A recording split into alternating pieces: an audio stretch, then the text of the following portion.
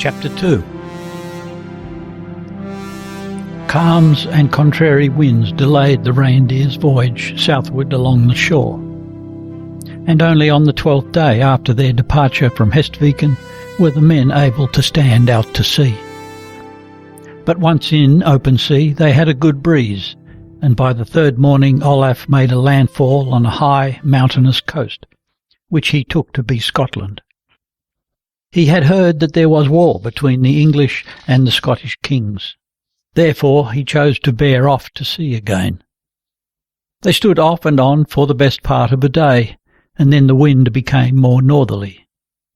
Now the men put on their shirts of mail and steel caps, for the southern sea between England and Flanders was never peaceful and safe for trading voyages.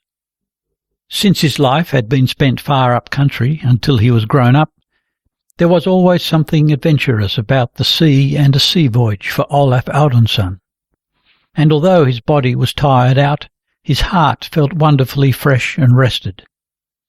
He had watched through the long grey summer nights, always with mind and senses calmly alert, directed towards sea and sky. It was as though he was sailing away from the very memories of endless wakeful nights, when he had lain imprisoned at the bottom of a dark bed in the pitch-dark cave of the closet. They sank beneath the horizon at the back like the very coast from which he had steered. The weather had been fair almost all the time. The steady wind whistled in the rigging and bellied out the sail. The long, heaving ocean waves lifted the little hoy. For an instant it seemed to hesitate and think about it before plunging into the hollow. Then a foaming at the bows, a little flying spray, a glimpse of grey-green water along the gunwale, the full note of the ocean as it raised its waves and drove one before the other. The three big waves that came again and again after a certain interval. Clouds covered the whole vault of heaven, pale grey, drifting unhurriedly across the sky. Now and again a pale gleam of sunshine falling on the sloping wet deck. Toward evening the weather often cleared a little. Over on the horizon there was a glitter of sunlight on the sea. Then the bank of clouds closed in, reddened by the sunset behind them. His sleep in the daytime refreshed him through and through, lying in a barrel, with the fur lining of his cloak wrapped warmly about his cheeks. The rushing of the waves, the sighing and creaking of the ship's timbers, the cries of the crew, rattling and heavy steps on deck, all these sounds reached him as he lay feeling the vessel lifting under him, gliding and sinking. Under the wide vault of daylight, where wind and wave flowed freely, filling his head with a loud, monotonous roar, he could fall asleep as easily as a child. He felt young. It was as though the wind and the sea had washed and scoured him to this sensitiveness of body and soul. That afternoon, when at last he stood on the vessel's poop as she was borne by wind and tide up the London River. The land on both banks was low and green, marshy meadows, cornfields on the rising ground, thick forest farther off on low hills undulating one behind another, till the farthest were lost in the pale blue haze of distance. Feeble gleams of sunlight broke through bright rifts in the clouds. Somewhere in the west a cluster of pale rays fell upon the ground, saturated with moisture. The sun was drinking up rain. It was not unlike Denmark, but Olaf had never scanned those coasts from which his mother had once come, with the same joyful expectation as he now felt. And England was much more populous. Innumerable towers and spires of great churches showed up inland above the woods, and they had sailed past many strong houses built of white stone, enclosed by walls and watchtowers. And when one of the men in the bows called out that now they could see the town, Olaf leapt down and ran forward under the sail. Through the light mist ahead he could make out towers and pinnacles, an innumerable multitude close together, and the darker grey streak that lay low down over the river That must be the famous London Bridge. Olaf forgot all else and gazed ahead. Torod Richardson came up to him. He had been talking to the pilot whom they had taken aboard at the mouth of the river. That was London's castle, the mighty fortress with 4 towers and a surrounding wall rising straight out of the water. That was the White Tower itself. And the long ridge of a leaden roof which they saw on this side of it was St. Catherine's Church. The highest of all the spires on the rising ground was St. Paul's. It was nevertheless the sight of the bridge that impressed Olaf most deeply, for it was like nothing else that he had seen. It was the greatest marvel, built upon huge arches which stood in the bed of the stream. What was more, it was of stone, and there were houses upon the bridge all the way. South of the river stood St. Olaf's Church, said Torud, and thither they must go to Mass tomorrow. Perchance they would meet fellow countrymen there. In former days, when the Norwegians sailed their own merchandise to London town, this had been their church. Nowadays they seldom came so far south. The Reindeer was the only vessel that had sailed hither from Oslo this year, but there might be men from Trondheim or Bjorgvin in town. Olaf listened in a way to the others' talk, while gazing and waiting. He knew not for what. They were late in going ashore next morning. The sun was already up when the 6 men from the Reindeer crossed London Bridge.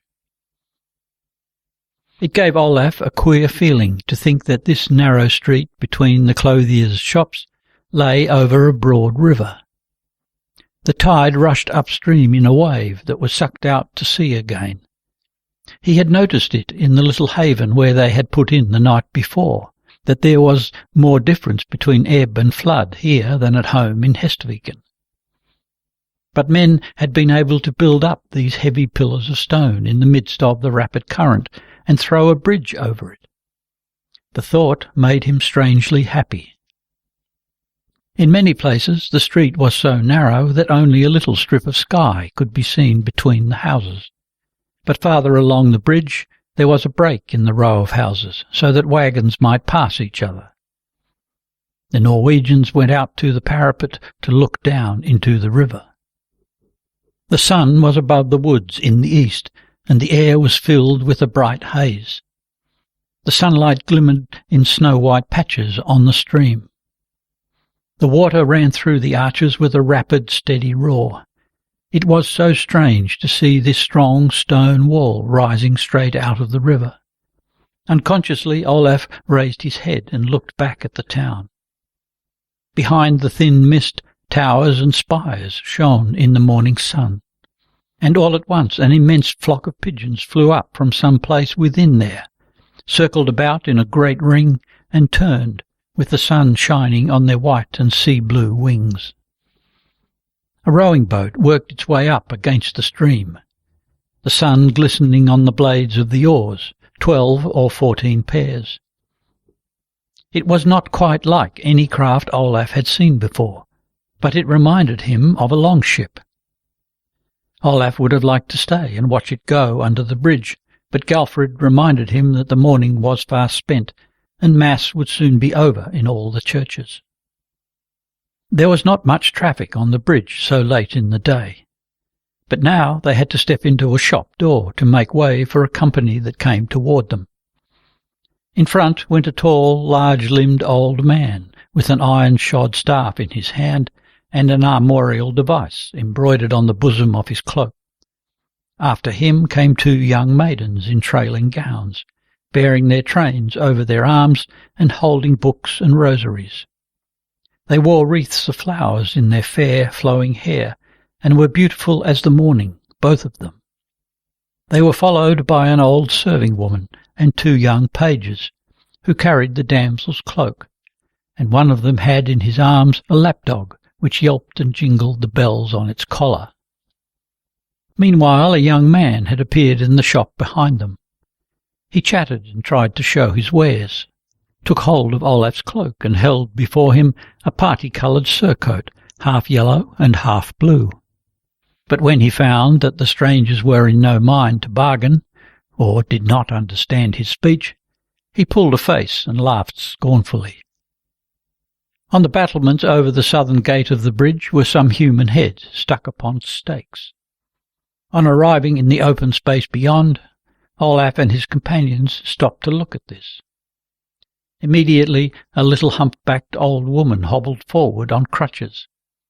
After her came a young boy who crept on boards under his hands and knees. He had no feet. They pointed and chatted. Torod Richardson was the only one of the party who knew a little of the language of the country. He interpreted for the others. The 4 nearest heads were those of great lords from the North Country. They were rebels. Olav Audunsson nodded in serious approval. There was nothing gruesome in this sight. He looked up thoughtfully. The sun shone upon bare, greyish-yellow skulls. The morning breeze faintly stirred some tufts of hair. The flesh had rotted away, or the crows had pecked off what they could. There was not food for a bird left on any of the heads. A strange peace was upon these noseless faces that stared straight into the sun with unblinking eye sockets. They looked iridescent, striped with black and greenish mould, but calm. Olaf had never before seen the heads of executed men close at hand. Often enough he had sailed past the Wheel Rock at Sigvalda, but had never landed on it. And the Gallows Hill outside Oslo lay in a quarter he had never had occasion to visit, nor had there ever been anything to take him thither, for it had never chanced that any was to be hanged when he was in the town. But there was no horror in this sight, nothing that cried shame and dishonour over the dead. They looked like men of valour on guard over the gateway, waiting patiently for something, with faces turned toward the sun and the fresh morning breeze. Olaf was the first who remembered to make the sign of the cross. Half aloud he began to pray. The beggars took up the response and said it together with his shipmates. Olaf and Galfrid gave alms to the beggars. Then they hobbled off this way and that. The thought struck Olaf that these were the first words he had understood of folk speech in this country, the prayer for the souls of the beheaded men. The Port Reeves officers had assigned the Reindeer to an anchorage west of the bridge, a little square-shaped dock at the riverside. None but small vessels lay there, and most of them seemed to be English. The water was turbid and muddy. At low water the slimy bank was exposed. But the harbour itself was well compassed about on 3 sides with a quay and warehouses. The upper story was supported on pillars, so that the place resembled a cloister in a convent. These quays were astir all day long. More than a score of men were regularly employed in loading and unloading goods and in ferrying folk across the river. Torod had found out that they had better not use the ship's boat to take them to and from the shore. The ferrymen did not like it, and it was foolish to set them against one. So they made a bargain with one of them that he should row the Reindeer's men ashore and back every day, and have 5 English pence a week for it. It was expensive, but it had not taken Olaf long to perceive that he was unlikely to reap any great profit from this English voyage. Oaken timber, furs and hides they had here in abundance.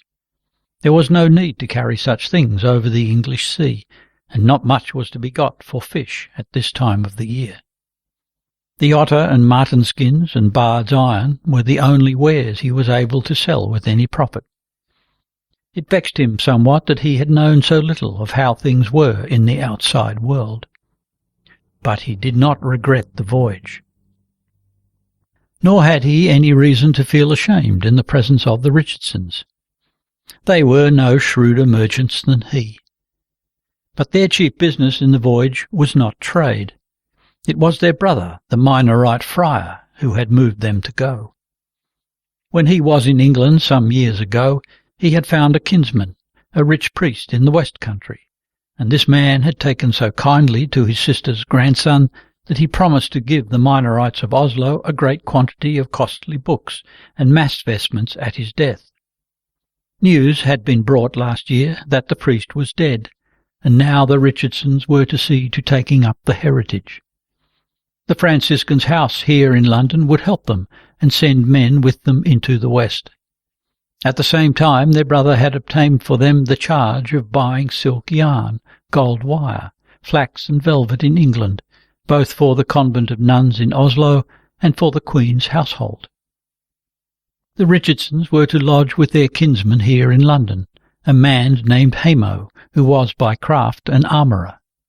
Olaf was also bidden there as a guest.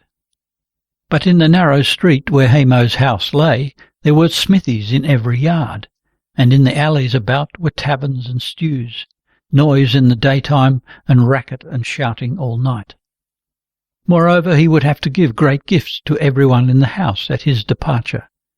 So Olaf chose rather to stay on board with a young lad and an older man whom folk called Thomas Tabor, because in winter-time he went round in Oslo playing the tabor at banquets. The other two mariners stayed with the Richardsons up in the town. Another thing was that Olaf thought he slept so well under the open sky. It often rained at night, so that the water streamed in upon them where they lay under the poop, but in spite of that he preferred it to sharing a warm bed with a strange bedfellow. Every morning early, the waterman fetched him and one of his companions and set them ashore. By his second day in town, Olaf had already found out that the preaching friars had a great convent here, and thither he went to Mass. St. Olaf's was so far out of the way, and he was not eager to meet fellow countrymen either. They followed the river westward through a narrow street that ran behind the warehouses. Here was a rank raw smell in the cold depth between the lofty gabled houses. At last they came to a little green space among heaps of stones and rubble, beside which grew bushes and flowers. The town wall had here been pulled down and moved out farther to the westward to give the Dominicans room to build.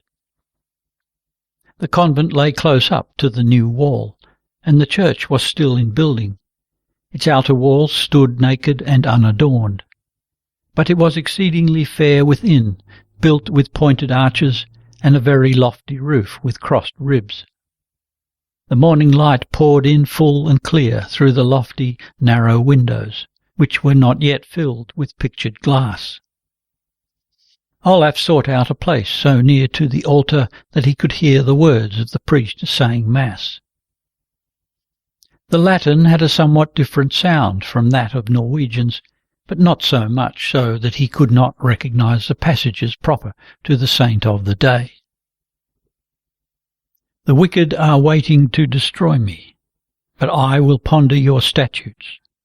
To all perfection I see a limit, but your commands are boundless. Blessed are those whose ways are blameless, who walk according to the law of the Lord. This was the office for a virgin martyr. With hands clasped over his breast-brooch and his chin resting on them, Olaf stood gazing at the priest's red chasuble. The gospel which followed had once been taught him by Asbjørn Olfat. The kingdom of heaven is like treasure buried in a field that a man found and reburied. Then in his joy he goes and sells everything he has and buys that field. He was always reminded of Arnvid Finsen when he was in this church. Priest before the altar became, as it were, Arnvid, although when he turned toward the people he bore no resemblance to Arnvid, who had never attained to his heart's desire of being ordained priest. Another morning they celebrated the memory of a saint whose name Olaf had never heard before. He must have been an Englishman. But this was a martyr too. Do not think that I have come to bring peace to the earth. I have not come to bring peace, but a sword. A sword. Olaf had always thought that word sounded so finely, and he saw that it could not be otherwise. When God himself descended into the world of men and appeared as a man among men, it had to be not peace, but a sword. For God could not intend to be as a sorcerer who puts man's will to sleep. He must needs come with a war cry, for or against me. God's peace. That must be like the peace that comes when the raging of the storm is past and the fight has been fought out, as indeed St. John the Evangelist had seen in his visions. Bishop Thorfinn had spoken of it. In these early morning hours, when he knelt here during Mass, the memories of his mornings in the church at Hamar were so near and living. Though it had been winter then and dark outside, when he had accompanied Asbjørn Olfat to the northern gallery, Asbjørn said his Mass there at the altar of St. Michael. It was so cold that he could see the priest's breath as a white vapour against the red flames of the 2 candles on the altar. No others ever came up there, and sometimes they were so early that the scholars were still asleep. Therefore Asbjørn had taught him to serve as acolyte at the Mass. When Olaf did not remember to answer at once, Asbjørn whispered the first words of the response. With scarcely perceptible nods and pointings, he signed to the young man to move the books, or bring the ampullae and the holy water. His heart had been filled to the brim with a deep, solemn joy when he was permitted thus to assist at the sacred act, the eternal sacrifice which was here carried out on the border between night and day. Here, in the secret chamber at dawn, he had felt safely in harbour, after his long, rough voyage through the tempest of his own and other men's uncurbed passions. He had pretended to be careless of the storm. But he had been so young. In secret he trembled with weariness, and he had not come through unsoiled. His heart was surely as turbid as the tarn north in the woods, when on the melting of the snows all the grey and rapid streams had emptied themselves into it. And no sooner had he cleared a little after the flood than the spruce forest round its banks came out and powdered the brown bog water with yellow. But here, at the foot of the altar, he felt the Spirit of God as a cleansing wind. The mawkish pollen was blown away. Once more his life would be bright and open as the tarn, reflecting the sheer blue and the sun and the clouds on their passage across the sky. Lord, Lord, it is long ago. I am no more a young man. But even in autumn, when the ice has already begun to form around the rocks, and the tarn is choked with withered reeds and green scum, even then thou canst send a wind that breaks up the half-formed ice and sweeps the surface clean, so that it lies still and bright and blue for a while, before winter comes and imprisons it in ice. These thoughts were scarcely formed, but the images haunted Olaf as he knelt with bowed head and a corner of his cloak held up before his face. Everything was present to his memory. Nothing would he attempt to deny. Nevertheless he was calm, full of confidence. Now the little Mass bell rang. The priest bowed low over the altar table, kneeling. Now he rose again, holding aloft in his hands the sacred body of our Lord, wrapped in the humble garment of the bread. Olaf looked up and worshipped, "My Lord and my God!" Whether he would or would not, never could his heart cease to love God, he now knew. Whatever he might do, and however he might try to drown the voice that made complaint in his inmost being, "Lord, thou knowest that I love thee." Nor had he forgotten that here he was a traitor and a fugitive from God's host. For years he had done wrong, and never because he knew no better. But yet he did not now feel the gnawing pain of a sore conscience, which had tormented him so long, whenever he prayed or appeared to pray. Now every prayer he uttered was like kneeling down and quenching his thirst at a fountain. Behind him, in space and time, he recalled all the years at Hestviken as a period of sickness, the memory of one long fever. The pain and ache had come from within. All the evil, all the nightmare visions had been bred within himself. Now it was as though the door were thrown open. Light and refreshing coolness flowed in upon him from outside. He now felt whole again. The sea, the breezes, the nights on watch with senses directed outward, had washed away the close and fusty heat, and cleansed him of his scalded sensitiveness. It was not that he now thought less of his sin, but that he himself bulked far less in his own eyes. While he was brooding at home in Hestviken, silent and despairing over the loss of his soul, it had seemed to him there was so much he must throw overboard if he would find peace with God, his honour, his welfare, his life perhaps. These had been such great things. But now that he was in a place where he saw more of the glories and riches of this world than he had believed could be collected in one spot, now all that he called his own suddenly appeared to him so little. A man ought to be able to fling this from him as lightly as he would hang up his harp on the wall when the trumpet summoned him to arms.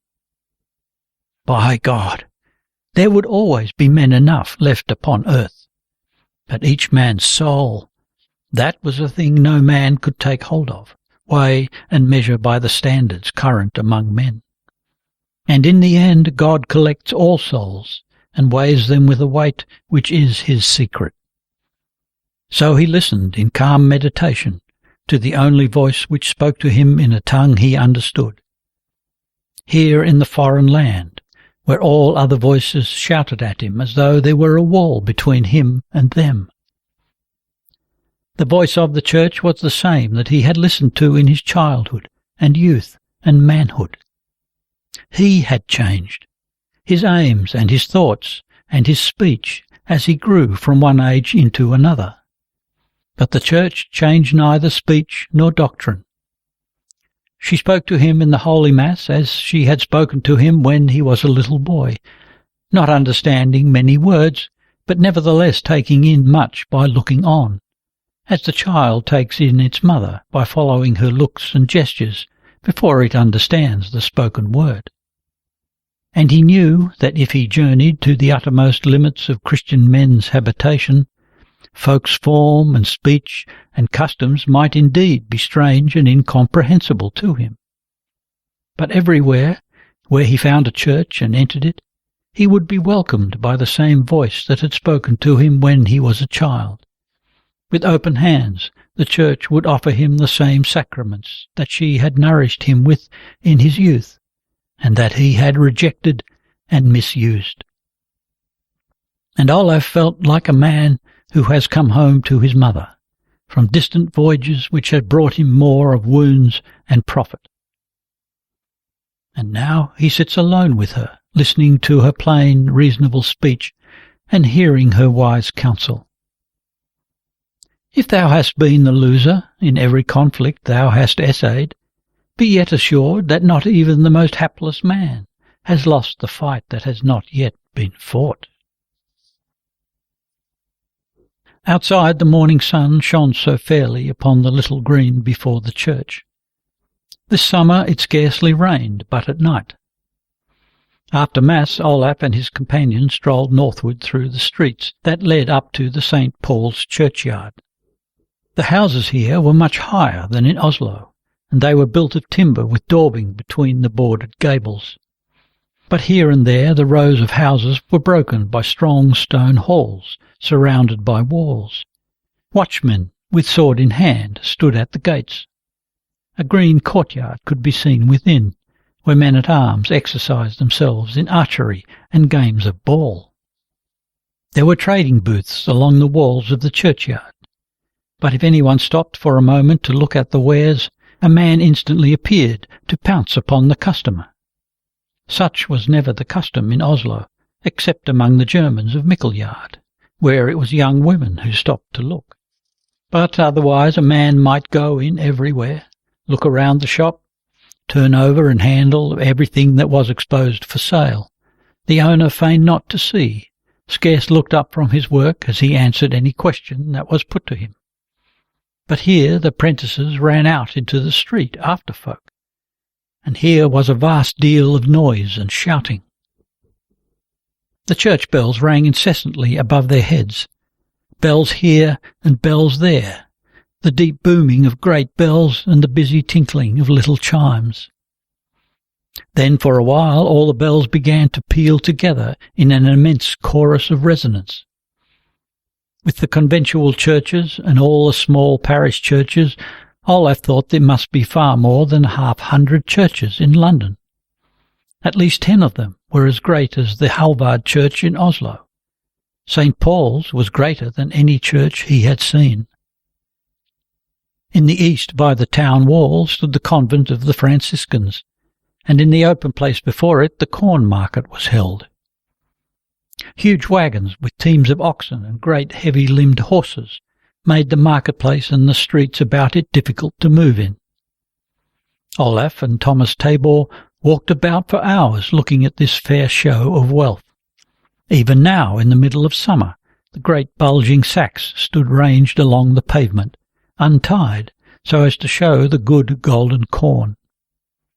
The dust from it hung over the place like a light mist.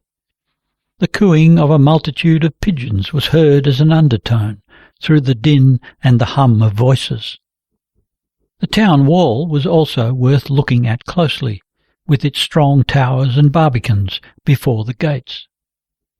There were prisoners in some of the gate towers, and they let down little baskets from the loopholes, so that people might give them alms. The guards at all the gates were picked men, excellently clothed and armed. The convent bells rang for the last Mass. The sun was now high, and it began to feel warm. Olav and his companion were sweating. They wore shirts of mail under their tunics. The Richardsons had told them they must always do so here. The soil, fed with the offal of human habitation for hundreds of years, gasped out its stench, but from the gardens behind the houses, enclosed by stone fences or convent walls, was wafted the sweet scent of elders and roses, the hot spicy breath of pinks and celery. And now the smell of food, roast and boiled, poured out of open doors. It was getting on for dinner time. The two strangers increased their pace through the lanes leading down to the river. They felt the suck of hunger under their ribs. Black swarms of crows and jackdaws, whose nests were in the church towers, swooped down as soon as any offal was thrown out. There was a sickening stench from the blood that ran out of the slaughter-houses, making the gutter in the middle of the street run red. But when they came into the street of the brewers, they were met by the sweet steam rising from the warm grains that were thrown out, and they had to drive off the pigs that were gobbling them before they could pass. It was good to feel hungry and to buy bread on the way, 2 smooth, round, golden-brown loaves. The ale keg lay waiting for them in the ferryman's boat. He had offered to fetch the ale for them every morning, and would not take pay for it beyond what was agreed. But then he took toll of the keg. Olav and the men swore a little, and laughed a little when they shook it after coming aboard. They brought their sheepskins out on deck into the sunshine, and produced from their chests butter, dried meat, and cheese. Olav made the sign of the cross upon the loaves with his knife, and divided them. Then they flung themselves down on their sleeping bags, ate and drank in silence, for they were both hungry and thirsty. The ale was excellent. And then this new baked bread that they ate every day over here. They agreed that there was no need to waste money on fresh meat in the taverns when they had that. Olav got on well with his 2 shipmates. They were men of few words, both of them. A good thing that chatterer Sigurd Mund, as they called him, had gone with Galfrid. After the meal, Olav and Leif stretched themselves on their bags. Thomas Tabor sat down to play on a little pipe he had bought in the town. The thin note of it, rising 3 notes, trilling down again and leaping about the scale, the same over and over again, sounded, as Olaf lay half asleep, like a little maid at play, climbing about a stairway. At times he could plainly see Cecilia. Toward evening, Olaf took the ship's boat and rowed on the river. The finest of all views of the town was from the water. There was a movement on the stream like that of a great highway. From the stately houses on the strand, west of the city, came great barges, flying swiftly along under 10 or 12 pairs of oars. Across the water came the music of minstrels and pipers playing to the lords and ladies on board. A little lower down, the walls of a castle rose out of the river, with strong water gates and a wharf outside, and lofty gabled halls behind. Domus Teutonicorum. Olaf fixed his eyes on the castle as he drifted past in his little boat. It booted little for folk of other lands to contend with these merchants of England. Bitterly he reflected that no doubt the day would come when they would found their merchants' guilds on Oslo wharves too. But it was a fair house, this of theirs, as everything that bears witness of strength is fair in its way. He turned and rowed up against the stream. Now he passed the southwestern water tower of the town wall, and could see the whole western sweep of the wall from the outside, with the towers and barbicans before the gates. Soon the roofs of the Knights Templars' preceptorium appeared above the trees. Olaf had never been out there, but Galfrid said he ought to go on a Friday morning. Then they carried out into the field an immense red cross, and while a priest preached to the people, the knights stood around, clad in mail with drawn swords in their hands, the points raised to heaven. They stood as though cast in bronze, and their priest must be the most powerful of preachers, for the people wept and sobbed, both men and women. Olaf's thoughts were busied, half toying, with this monastery of warriors. He had heard that the Pope had given their Grand Prior the same right of loosing and binding as he had himself. Before a man was admitted to the brotherhood, he had to confess all the sins he had committed in his life, both atoned and unatoned. And of the severe penance he had to undergo, the world heard no more than it hears of what is done in purgatory. They had strange customs, folk said. He who would enter their ranks was compelled to strip naked and lie thus for a night in an open grave in the floor of the church, as a sign that he was dead to all in his former life. He had seen the Templars ride through London more than once. They were clad in chain armour from the throat to the soles of their feet, with a red cross upon their white tunic, which they wore over the shirt of mail, and upon their white mantle.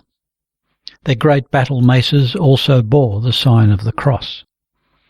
He had heard of the warrior monks before, but never seen them. Then there were the anchorites. There were so many of them here in London. Some dwelt in cells within the town wall, and some in little houses that were built against a church with an opening in the wall between, so that the hermit might see the altar and the ciborium that held the body of the Lord. Some had a lay brother or a lay sister to do their errands for them. But many, both men and women, had caused themselves to be walled up, that they might share the lot of the most wretched prisoners. One of them dwelt in the wall close to a dungeon. Till the day of his death he was to live there in a cold black hole into which the water dripped, in his own stench and in his sour and mouldy rags. He was crippled and paralyzed with rheumatism. And this man's life had been distinguished by great holiness even as a child, and while he was living as a monk in his convent. When men who were to suffer punishment were led past the orifice of his cell, the anchorite cried out, "Be merciful, as your Father in heaven is merciful." Of late years Olaf's thoughts had now and then been drawn toward the monastic life, whether it might be the end of his difficulties if he adopted it. but not for a moment had he believed it in earnest. Whatever might be God's will with him, he was surely not called to be a monk. Of that he had the most certain sign, for it was not the hardships of the monastic life that he shrank from. On the contrary, to let fall from his shoulders all that a monk is bound to renounce, to submit to the discipline of the rule, for this he had often longed. Nevertheless, no man was fit for this unless God gave him special grace thereto. But now Olav had roamed long enough as an outlaw on the borders of the realm of God's grace to perceive that when once a man of his own will surrenders himself to God and accepts what is laid upon him, God's power over him is without limit. And in the long sleepless nights he had often thought, now they are going into the choir in their convents, men and women, standing up to serve their Lord with praise, prayer and meditation, like guards about a sleeping camp. But it was all the things that were included in the rules for the relief and repose of man's frail nature that he could not think of without distaste. The brotherly life, the hours of converse, when a monk has to show humility and gentleness toward his fellows, whether he likes them or not, whether he be minded to speak or be silent, to have to go out among strangers or to serve in the guest-house when the prior bade him, even if he would rather be alone. He had seen that this was beyond the power of many monks, who were otherwise good and pious men. They grew sour and cross with strangers, quarrelsome amongst themselves. But this was a sign that these men were not fitted for the monastic life. One may carve Christ's image as fairly in fir as in lime, Bishop Thorfinn had once said to Arnvid, on his expressing a wish that he could be as calm and good-humoured as Asbjorn Olfat. But never have I heard that he turned fir into lime. Like enough because it would be a useless miracle. With God's grace you may become as good a man as Asbjorn, but I think he will not give you Olfat's temper for all that. But now he saw that the life of a monk had other paths than those he knew at home in Norway. There were paths for those who were not fitted to associate with strange brethren. Warfare with the discipline of the convent behind that of the warrior, like a hair shirt under the coat of mail. In the Holy Land the Templars' hosts had been cut down many a time, to the last man. In the Carthusians' monasteries each monk lived in a little house by himself. They only met in church. And now he had seen some other monks, the Maturines. Their white habit resembled that of the preaching friars, but they bore a red and blue cross on their breasts. They collected alms, wherewith to cross the sea and redeem Christian men from slavery among the Saracens. And when they had no more money, the youngest and strongest of these monks gave themselves in exchange for sick and weary prisoners. It had not yet come to any fixed purpose with Olav, but it made him thoughtful. The world had widened to his vision, and he now saw that that other world which stretched its curtain over the earth from one end to the other was without bounds. And now, when he saw himself standing beneath this immense vault, he felt so small and so lonely and so free. What did it matter if a Franklin from the Oslo fjord never came home again? He might be stabbed any night on the quays here. They might be plundered and slain by pirates on the Flanders side this autumn. They might be wrecked on the coast of Norway. Every man who put to sea on a trading voyage knew that such things might easily happen, and no one stayed at home on that account. Strange that he could have thought it so great a matter, as he tramped over his land and splashed about his creek, that he should rule the manor indifferently well, if he had to murder his own soul to do it. That might yet be while she was alive. But now Arne's daughters and their husbands would take charge of the children and of the estate, if he sent home a message this autumn that he would not be coming back. London's church bells rang. Time to put out fires. Olav rowed downstream again. He put in at a little wharf just below the western water tower. The old man who took his boat was so thickly covered with beard and dirt that he seemed overgrown with moss. Olav exchanged a few words with him. He had picked up a little English now. Then he made his way through the lanes, where children ran and shouted and refused to obey their mothers who called them in, up to the Dominicans' church. He said the evening prayers and a de profundis for his dead, and then found himself a seat on some steps that led to a door in the wall. With his chin in his hands, he waited till the monks should come into the choir and sing Compline. The lofty windows darkened and grew dense. Dusk collected under the vaulting and filled the aisles. A single votive candle burnt before one of the side altars, but up in the choir the golden lamp alone hovered like a star in the twilight.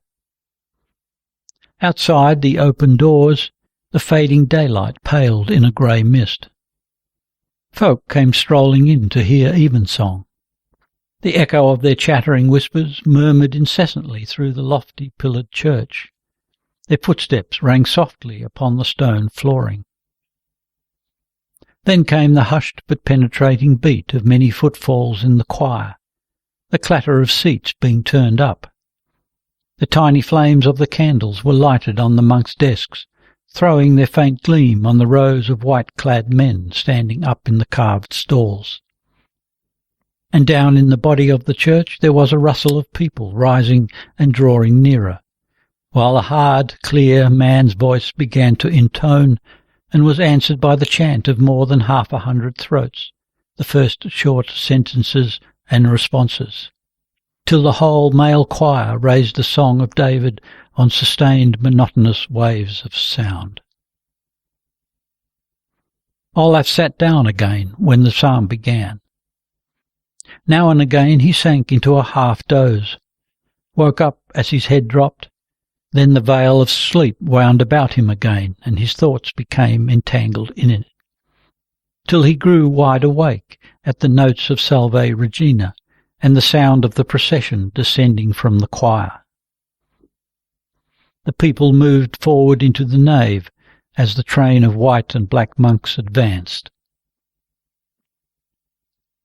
Olav strode quickly down toward the wharf. It was dusk outside now. Bats flitted like flakes of soot in the darkness. He must be aboard the Reindeer before it was quite dark. The other evening the river watch had called to him from their boat. To his very marrow he felt the good this evening service had done him. It was the same as he had heard in Hamar, in Oslo, in Danish and Swedish ports. In good and evil days he had always attended evensong, wherever he found a convent of the preaching friars. He had also heard the singing of nuns one evening here in London, for the first time in his life. He had never chanced to enter the church of a women's convent before, but Thomas Tabor had taken him one evening to a nunnery. Marvellously pure it had been to listen to, but nevertheless it did not stir the depths of him in the same way. The clear, sharp women's voices floated like long golden streaks of cloud on the horizon between earth and heaven, but they did not raise themselves above the world over which the veil of darkness was falling, as did the song of praise from a choir of men on guard against the approach of night. Thomas Tabor appeared at the gunwale as Olav came alongside. Now it was dark already, he complained, and Leif had not yet come. Likely enough he would stay ashore again tonight, and tomorrow he would make the same excuse, that he could not get a boat in time. Olav swung himself over the gunwale. "You must refuse him shore leave, Olav. Leif cannot be so steady as we thought him." "It seems so." Olav shrugged his shoulders and gave a little snorting laugh. The men walked aft and crept in under the poop. I think that serving wench out at Southwark has clean bewitched him." They snuggled into their bags and ate a morsel of bread as they lay. "It will end in the boy getting a knife between his shoulder blades. That place is the haunt of the worst ruffians and ribalds. Oh, Leif can take care of himself. He is quick with his knife. You must forbid him to go ashore alone." "The lad is old enough. I cannot herd him." "God mend us, Master Olav. We ourselves were scarce so wise or heedful that it made any matter when we were 17 years old." Olav swallowed the last mouthful of bread. After a while he answered, "If he cannot come back on board betimes, he must not have leave. And he should have had his fill of playing now, enough to last him a good while." Presently old Thomas said, "I think we shall have rain again." "Yes, it sounds like it," said Olaf sleepily. The shower drummed upon the poop above them and splashed on the boards. The hiss of raindrops could be heard on the surface of the river. The men shuffled in under cover as far as they could come and fell asleep while the summer shower passed over the town. Torod and Gulfrid were tarrying in the west country, it seemed. Perhaps they had not found it so easy to get their hands on the heritage of Dom John. Olaf was as well pleased one way or the other, and the days went by, one like another.